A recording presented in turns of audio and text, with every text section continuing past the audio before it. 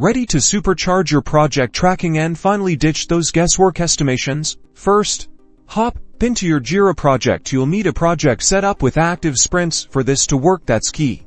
Navigate to the project you want to analyze. Now, on the left-hand side, look for reports. Click on it, and you'll see a variety of pre-built reports designed to give you project insights. Among the reports, spot the Burndown chart. It's usually right there, readily available. Give that chart a click to open it. Boom!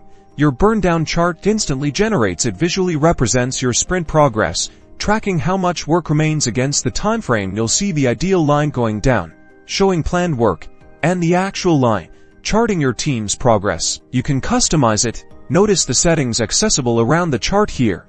Choose your sprint, and tweak the display to show story points, issues, or any other relevant metric for your project. Keep a close eye on the two lines. Is your actual progress line staying close to the ideal line? A big deviation might signal potential roadblocks. That's the power of the Burndown chart. Using this can help you identify problems early so sprint goals get accomplished on time, every time. Now go forth and conquer those sprints. Don't forget to like and subscribe.